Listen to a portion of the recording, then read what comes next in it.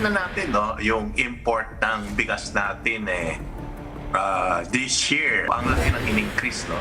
In spite of that, hindi bumaba yung presyo ng bigas natin. Yun ang sinasabi natin, no?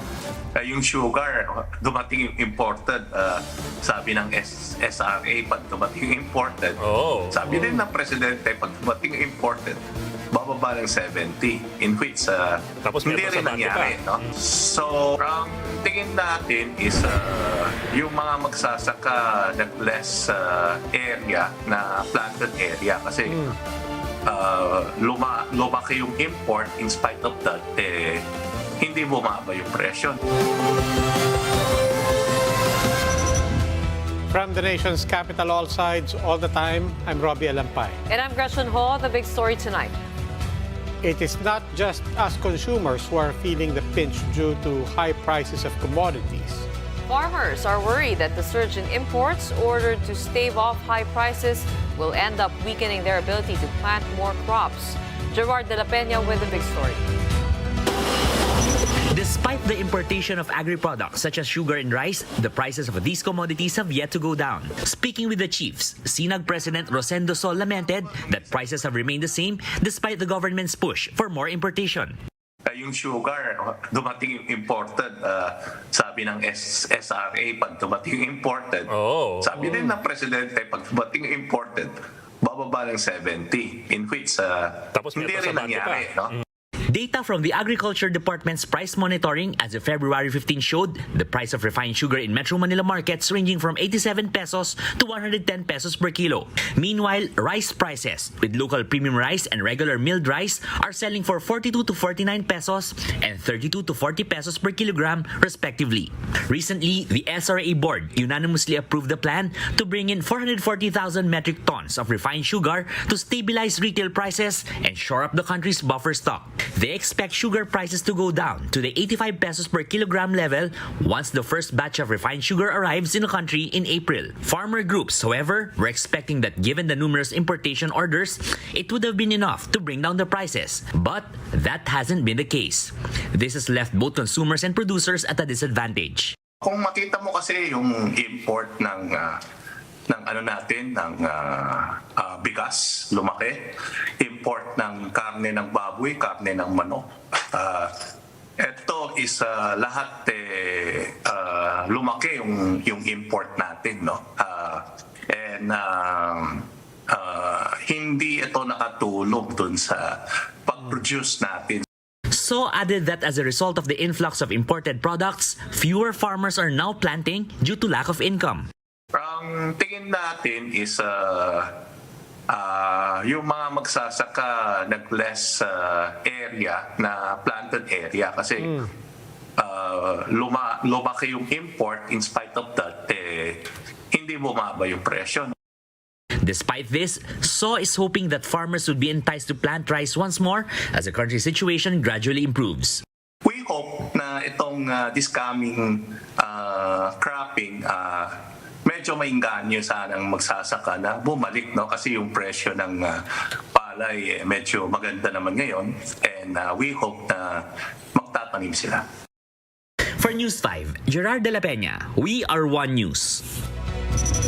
A local think tank is warning that if the current version of the Maharlika Investment Fund is passed into law, it could put the country's financial system at risk. Bean Los Baños explains. The Foundation for Economic Freedom is pushing for the Marcos administration to reconsider using state-run financial institutions as sources of funding for the Maharlika Investment Fund to arrest a possible fallout.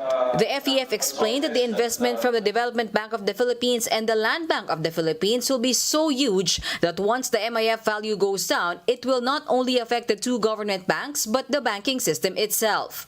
Maaari mag-spread po yan, contagion to the rest of the banking system. Lalo na po ito the banking system, and therefore they are subjected to all sorts of financial crisis and financial panic.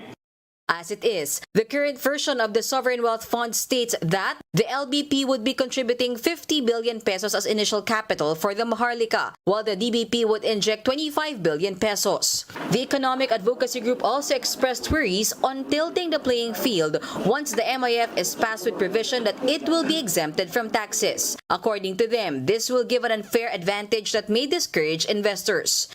An uneven playing field will dampen rather than improve the investment climate. So instead of marami pong investments ang papasok, mas maaring ma-deter po yung mga legitimate investors sapagkat nakikita nila na hindi po level yung playing field. Senate Committee on Banks, Financial Institutions and Currencies Chairman Senator Mark Villar explained that the MIF is tax-free since the money will go directly to social civic projects. The Land Bank Administration likewise ensured that they have enough investable funds, which stands at 1.3 trillion pesos. But these figures did not sit well with Senator Win Gatchalian. So I'm actually not impressed to hear that there is 1.5 trillion lying around not being lent to our agriculture sector. Modernizing needs a lot of capital. How come there's 1.3 trillion lying around and not being plowed into the agriculture sector? Senate Minority Leader Coco Pimentel, on the other hand, wishes that the bill would be polished before it reaches Senate hearings.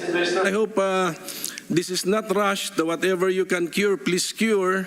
What is the real reason why we are entertaining this proposal? Where will the funds come from? What will be the role of this corporation? Yung mga safeguards. The Committee on Banks is set to continue its hearing on the Maharlika Fund in the weeks to come. Reporting for News 5, Mean Los Baños, we are One News. The remains of Wilma Tezcan, one of the victims in the earthquake in Turkey, has arrived here in the Philippines. The national government shouldered repatriation expenses and has vowed additional support for the family she left behind. Tezcan's body was pulled out from the rubble by rescuers last February 9 in Antakya City, one of the worst-hit areas in Turkey. 8 days after the magnitude 7.8 earthquake struck Turkey and Syria, at least 7 more survivors have been rescued from the rubble. But the combined death toll in Turkey and Syria has exceeded 41,000 as efforts shift to relief assistance for the homeless. We have Shamim Chowdhury of the Associated Press to give us updates on the ground over in Turkey. It's been just over a week since twin earthquakes hit southern Turkey and northwestern Syria, causing damage and devastation across the entire area. During that time, rescue teams have been working around the clock to find survivors. The Turkish President Recep Tayyip Erdogan says that 8,000 survivors have been found. Now, although the critical 72-hour period during which most survivors are rescued passed several days ago, we are still hearing what are being described as miracle stories of survivors coming out of the rubble alive. Just within the past 24 hours, 2 brothers aged 17 and 21 were found alive in the city of Marash. Now, more than 35,000 Turkish rescue workers have been on the ground, and they are being helped by more than 10,000 foreign rescue workers coming from a myriad of countries from around the world. Now, they are using thermal cameras and especially trained dogs to seek out people who are alive. But really, the efforts over the past few days have shifted to one of finding dead bodies. Now, already the death toll combined in the 2 countries is more than 36,000, and the UN is saying that number could easily double. We also have to bear in mind that more than 100,000 people have been injured in this earthquake. Some of them have lost limbs. Many of them are suffering from post-traumatic stress disorder. Now, the Turkish government and foreign agencies have put efforts in to assist these people. There are field hospitals in the area. There are tent cities where evacuees can stay. These are the tents are warm and can house up to about 10 people or so, and the evacuees and survivors are being provided with hot meals. Now, let's not forget Syria in all of these. Northwestern Syria is under rebel control. 4.1 million people there are already dependent on humanitarian aid. This is before the earthquake even happened. There is a UN convoy rolling into Syria, has been for the past few days or so. But aside from that, the main group helping the earthquake victims is the civil defense group, the White Helmets. And it is saying it simply does not have the heavy equipment, tractors, bulldozers and other equipment needed to find survivors and help with the earthquake emergency rescue effort.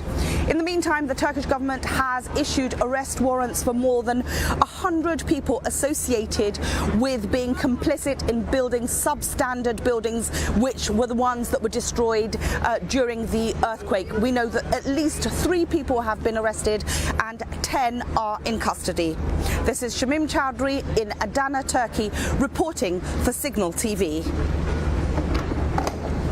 After the break, more countries have joined the United States in backing the Philippines after a Chinese vessel directed a military-grade laser at a Philippine ship. More on that when the big story returns. Keep it here on One News.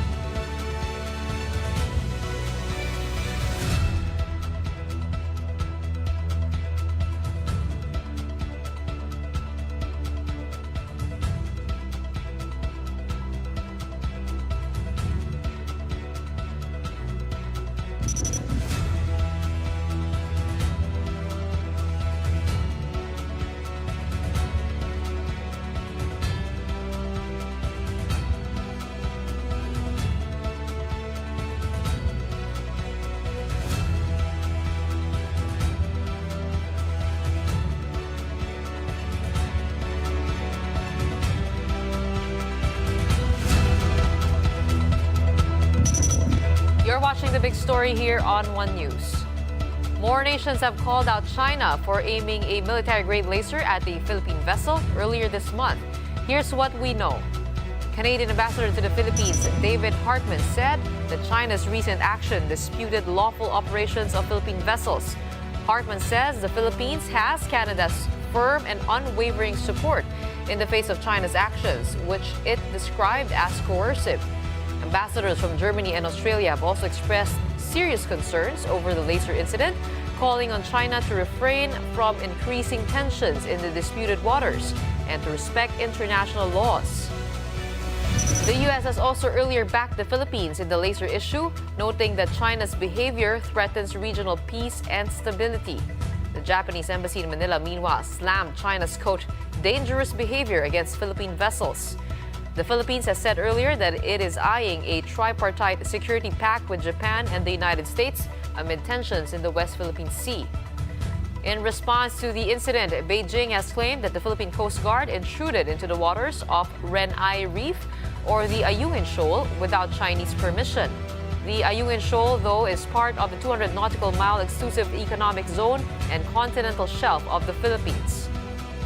For his part, President Bongbong Marcos summoned Chinese Ambassador Huang Xilian over the laser pointing incident. Malacanang said Marcos Jr. wanted to, quote, express his serious concerns over Beijing's actions against the Philippine Coast Guard.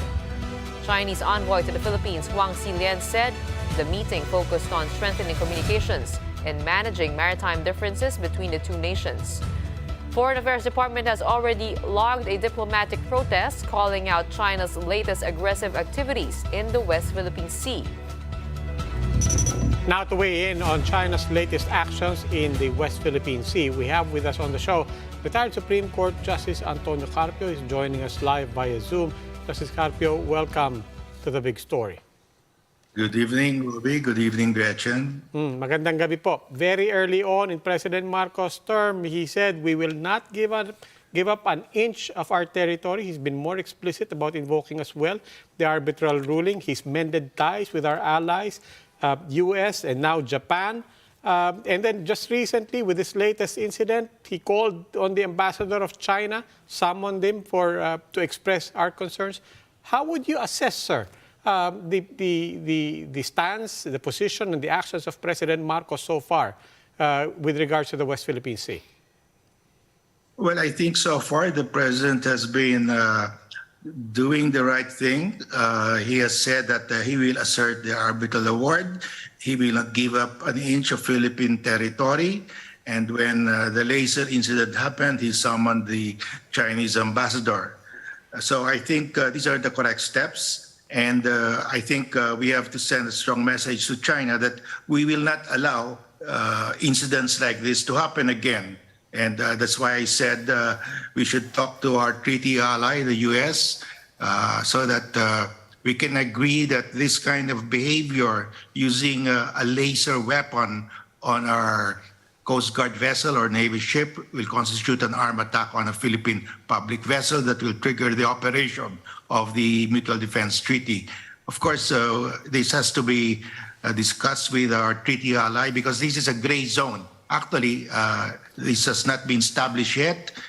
This is the first time that it's been used by China against us.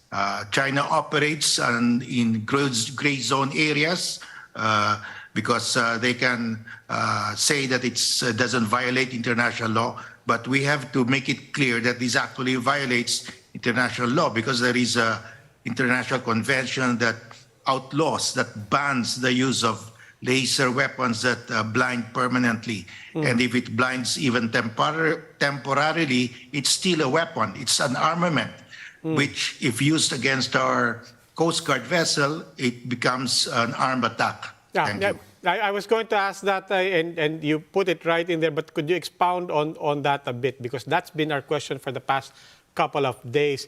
The use of the laser to you constitutes an armed attack.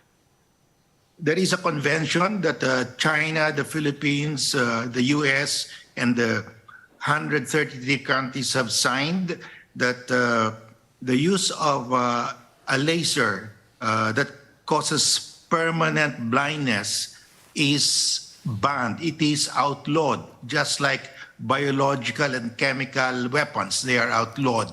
So if it does not cause permanent but only temporary blindness, it is allowed as a weapon, but it is still a weapon. It is an armament.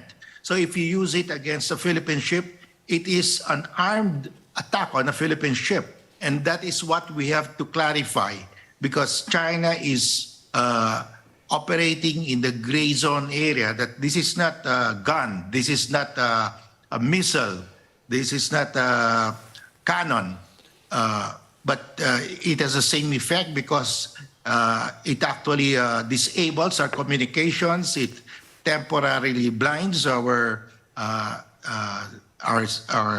personnel. And, even a laser pointer that we use in our power presentation with PowerPoint, if it is, if your eye is exposed to a commercial laser printer for 10 seconds, you can get permanently blinded. You can permanently lose your vision. Now, this is a military-grade laser. That means the power is more than 5 milliwatts. The commercial laser pointer that we use is from 1 to 5 milliwatts only. So if it is more than 5 milliwatts, then maybe an exposure of 5 seconds will be sufficient to blind you permanently. So we have to clarify that this is an armed attack, and we have to issue a statement on this so that China will know how we will react. Thank you.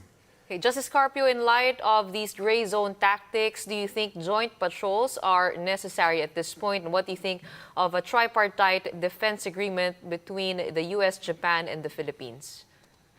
Yes, I think I've always said that joint patrol is necessary to protect your maritime zone. We have a vast maritime zone, vast EEZ in the West Philippine Sea.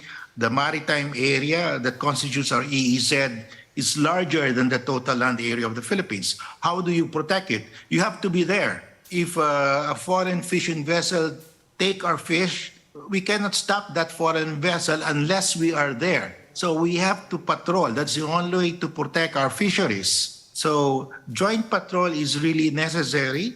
You assert your sovereign rights if you patrol. And if you don't patrol, China will say, oh, that is ours. We will be the one patrolling. So we have to patrol. Thank you. Sir, the statements and the actions of the Philippines are also encouraging other nations to step up and to have explicit statements on this. What do you think this is signaling or should signal to ASEAN, in particular the other claimant countries, Vietnam and Malaysia, for example? Well, I think all the countries that are prejudiced by the 9-dash line, Vietnam, Malaysia, Brunei, and Indonesia should come together and have their own joint patrol, because we are the ones directly affected by the 9-dash line. We're lucky that the naval powers of the world, because they're also interested in freedom of navigation, are asserting our rights. They are the ones asserting our rights, because when they patrol, when they exercise freedom of navigation, they're saying that these are waters constituting the EEZ of a coastal state. In the West Philippine Sea, there is only one coastal state, the Philippines. So we should encourage our neighbors to have joint patrols with us also. Mm-hmm.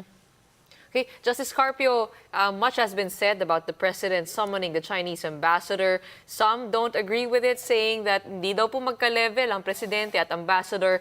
Do you think that was necessary, given the urgency, given the heightening and escalation of the laser pointing incident? Well, normally the foreign secretary will summon the ambassador, but if it is a grave matter, it can be the president himself, the chief of state, that will summon. And I think that was the correct thing to do, because this is a grave matter. The use of a weapon against our Coast Guard vessel is a serious matter. Okay, retired Justice Antonio Carpio. Sir, maraming salamat po. Thank you. And after the break, President Marcos ended 2022 on a high note as he scored a 68% satisfaction rating that's based on the latest SWS survey. More on that when the big story returns. Keep it here on One News.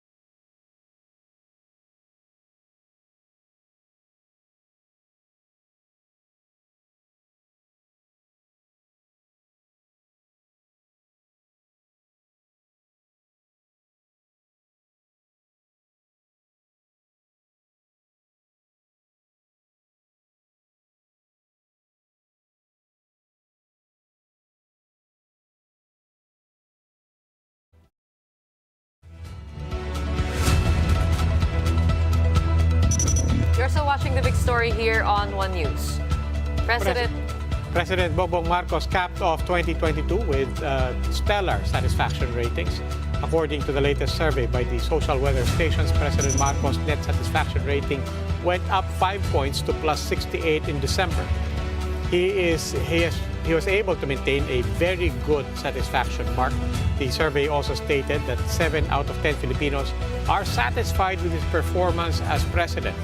Marcos Jr.'s satisfaction rating was highest in Mindanao and in rural areas. Before we go, who says the elderly can't also make a living from TikTok? 79-year-old Nanay Liza has been making headlines for her store on TikTok named, well, Nanay Liza Store. She makes and sells scrunchies with different colors and designs, most of which would be sold by the end of the day. Back then, Nanay Liza would only make scrunchies as freebies for her grandchildren's beauty product business. But now she's taking it seriously. She chooses the fabric, cuts, and sews them herself. Just this month alone, Nanay Liza already has nearly 41,000 followers. 100 per day yung nag-o-order sa akin ng ano. Kaya pagpapatuloy ko po, sayang din yun ma'am, kahit hindi ka mahalan, ganun.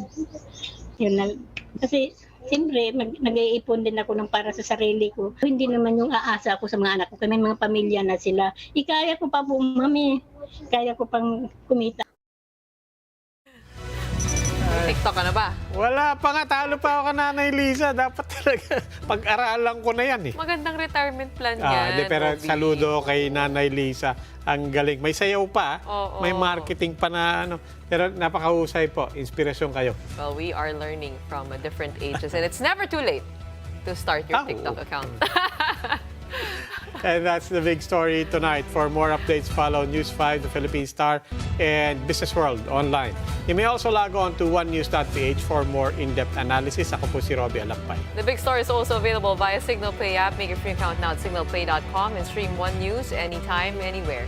Ako po si Gretchen Ho. Stay safe, Philippines. We are One News, all sides, all the time.